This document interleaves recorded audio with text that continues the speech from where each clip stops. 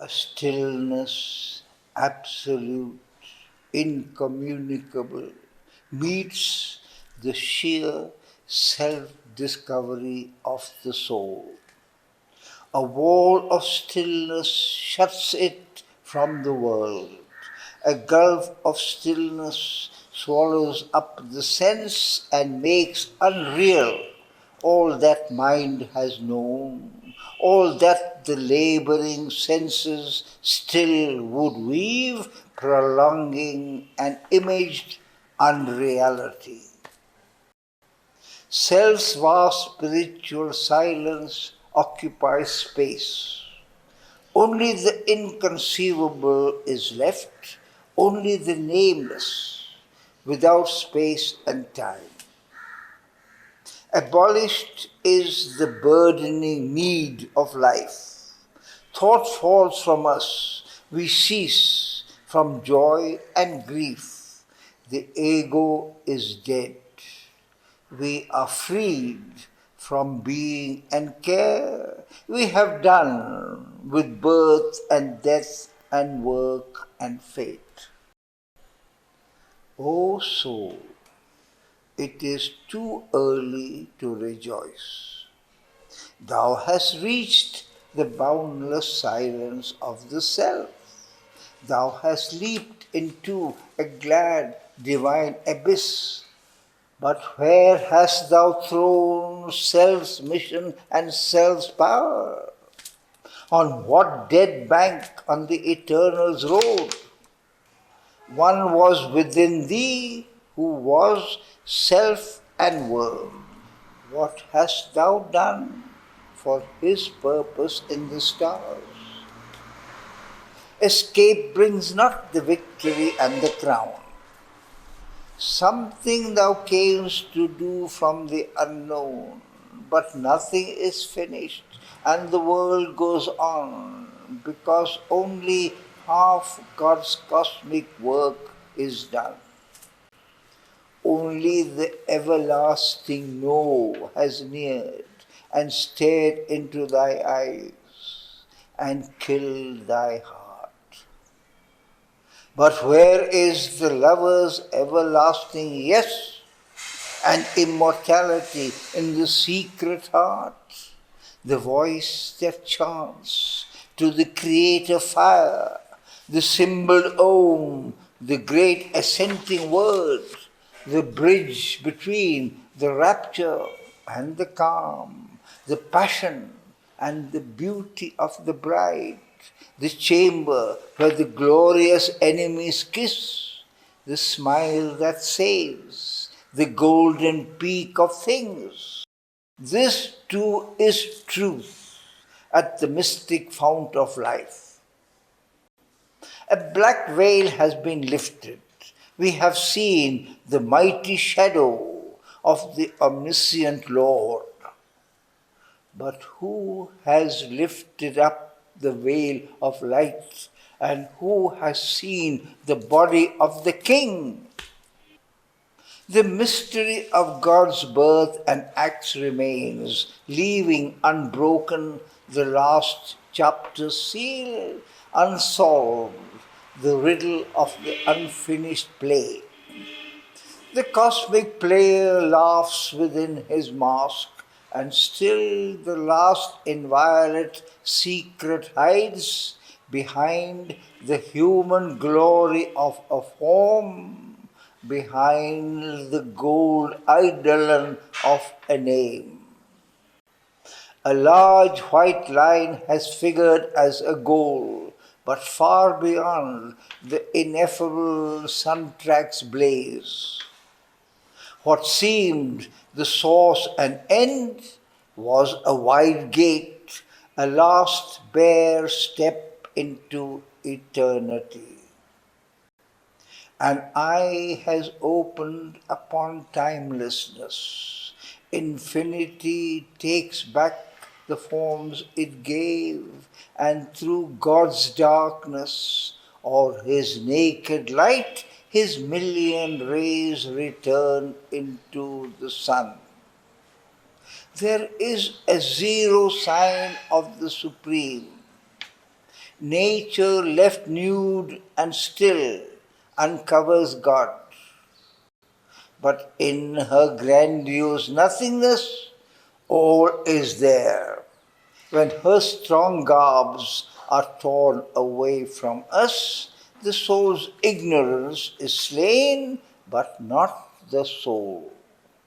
The zero covers an immortal face. A high and blank negation is not all. A huge extinction is not God's last word, life's ultimate sense, the close of being's course, the meaning of this great mysterious world. In absolute silence sleeps an absolute power. Awaking, it can wake the trance-bound soul and in the ray reveal the parent sun.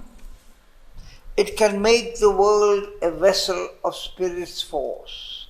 It can fashion in the clay God's perfect shape. To free the self is but one radiant pace. Here to fulfill himself was God's desire. Even while he stood on being's naked edge and all the passion and seeking of his soul faced their extinction in some featureless vast, the presence he yearned for suddenly drew close. Across the silence of the ultimate calm, out of a marvelous transcendence core, a body of wonder and translucency, as if a sweet mystic summary of herself, escaping into the original bliss, had come, enlarged out of eternity. Someone came, infinite and absolute, a being of wisdom, power, and delight, even as a mother draws her child to her arms, took to her breast nature and world and soul. Abolishing the signless emptiness, breaking the vacancy and voiceless hush, piercing the limitless unknowable into the liberty of the motionless depths, a beautiful and felicitous luster stole. The power, the light, the bliss, no word can speak, imaged itself in a surprising beam and built a golden passage to his heart, touching through him all longing, sentient things. A moment's sweetness of the all-beautiful cancelled the vanity of the cosmic world. A nature throbbing with the heart divine was felt in the unconscious universe. It made the breath a happy mystery. A love that bore the cross of pain with joy, eudaemonized the sorrow of the world, made happy the weight of long, unending time, the secret court of God's felicity. Affirming in life a hidden ecstasy, it held the spirit to its miraculous course, carrying immortal values to the hours, it justified the labor of the suns. For one was there supreme behind the God. A mother might brooded upon the world. A consciousness revealed its marvelous front, transcending all that is, denying none. Imperishable above our fallen heads, he felt a rapturous and unstumbling force. The undying truth appeared, the enduring power of all that here is made and then destroyed, the mother of all godheads and all strengths, who, mediatrix, binds earth to the supreme. The enigma ceased that rules our nature's night. The covering nescience was unmasked and slain. Its mind of error was stripped off from things and the dull moods of its perverting will. Illumined by her all-seeing identity, knowledge and ignorance could strive no more. No longer could the titan opposites, antagonist poles of the world's artifice, impose the illusion of their twofold screen, throwing their figures between us and her. The wisdom was near, disguised by its own works, of which the darkened universe is the robe.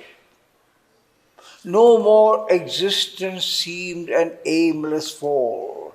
Extinction was no more the sole release. The hidden word was found, the long-sought clue. Revealed was the meaning of our spirit's birth, condemned to an imperfect body and mind in the inconscience of material things and the indignity of mortal life.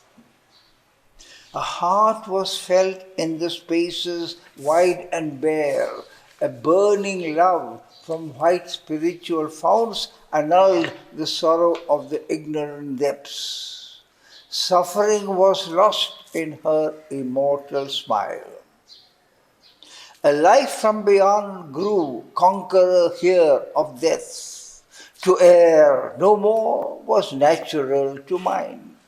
Wrong could not come where all was light and love. The formless and the formed were joined in her. Immensity was exceeded by a look. A face revealed the crowded infinite. Incarnating inexpressibly in her limbs the boundless joy the blind world forces seek, her body of beauty mooned the seas of bliss. At the head she stands of birth and toil and fate. In their slow round the cycles turn to her call. Alone her hands can change time's dragon base. Hers is the mystery the night conceals. The spirit's alchemist energy is hers. She is the golden bridge, the wonderful fire. The luminous heart of the unknown. Is she a power of silence in the depths of God? She is the force, the inevitable word, the magnet of our difficult ascent, the sun from which we kindle all our suns, the light that leans from the unrealized vasts, the joy that beckons from the impossible, the might of all that never yet came down. All nature dumbly calls to her alone to heal with her feet the aching throb of life and break the seals on the dim soul of man and kindle her fire in the closed heart of things. All here shall be one day her sweetness home. All contraries prepare her harmony. Towards her our knowledge climbs, our passion gropes. In her miraculous rapture we shall dwell. Her clasp shall turn to ecstasy our pain. Our self shall be one self with all through her. in her confirmed, because transformed in her, our life shall find in its fulfilled response above the boundless, hushed beatitudes, below the wonder of the embrace divine. This known as in a thunder flash of God, the rapture of things eternal filled his limbs. Amazement fell upon his ravished sense. His spirit was caught in her intolerant flame. Once seen, his heart acknowledged only her. Only a hunger of infinite bliss was left. All aims in her were lost, then found in her. His base was gathered to one pointing spire. This was a seed cast into endless time. A word is spoken or a light is shown. A moment sees, the ages toil to express. So flashing out of the timeless leap the worlds. An eternal instant is the cause of the years. All he had done was to prepare a field. His small beginnings asked for a mighty end. For all that he had been must now new shape in him her joy to embody, to enshrine her beauty and greatness in his house of life. But now his being was too wide for self. His heart's demand had grown immeasurable. His single freedom could not satisfy. Her light, her bliss, he asked for earth and men. But vain are human power and human love to break earth's seal of ignorance and death. His natures might seem now an infant's grasp. Heaven is too high for outstretched hands to seize. This light comes not by struggle or by thought. In the mind's silence, the transcendent acts, and the hushed heart hears the unuttered word. A vast surrender was his only strength. A power that lives upon the heights must act, bring into life's closed room the immortal's air, and fill the finite with the infinite. All that denies must be torn out and slain and crushed, the many longings for whose sake we lose the one for whom our lives were made. Now other claims had hushed in him their cry. Only he longed to draw her presence and power into his heart and mind and breathing frame. Only he yearned to call forever down her healing touch of love and truth and joy into the darkness of the suffering world. His soul was freed and given to her alone.